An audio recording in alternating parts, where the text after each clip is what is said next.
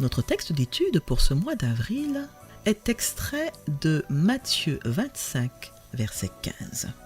Il donna 5 talents à l'un, 2 à l'autre et 1 au troisième, à chacun selon sa capacité, et il partit. Ce verset débute une parabole, la parabole des talents, que Jésus a utilisée pour illustrer à quoi ressemble le royaume des cieux. Il en sera comme d'un homme qui, partant pour un voyage, appela ses serviteurs. Et c'est dans ce cadre qu'il remet à chacun d'entre eux une quantité bien précise de talents. Un talent au temps biblique était une monnaie, comme l'explique la traduction œcuménique de la Bible.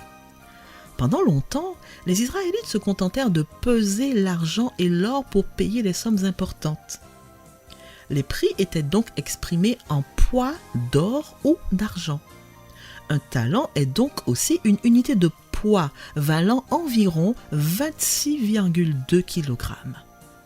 C'est la raison pour laquelle les versions plus récentes de la Bible parlent de sacs d'argent, par exemple, la seconde 21, ou de pièces d'or, Bible en français courant, parole de vie, ou carrément de lingots, on suppose des lingots d'or, dans la version Summer.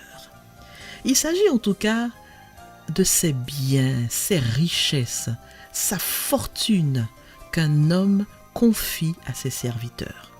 Une véritable gestion de patrimoine. C'est pourquoi cet homme qui part en voyage remet à chacun de ses serviteurs selon sa capacité ou selon ce que chacun peut faire, parole de vie, ou encore en tenant compte des capacités personnelles de chacun. Version Summer. Puisque cette parabole illustre le royaume des cieux et que cet homme partant en voyage représente Dieu, voilà comment je m'approprie ce verset. Dieu a donné 5 talents à Gertrude. Il m'en a donné 2 et 1 à Bernardin, en tenant compte des capacités personnelles de chacun. Par ce verset, Dieu m'enseigne qu'il m'a confié des dons correspondant à mes capacités personnelles. Puisque tu m'as confié, Seigneur, le don de l'enseignement, eh bien, je décide de l'exploiter mieux encore, en prenant régulièrement de l'avance dans mes préparations et en anticipant davantage.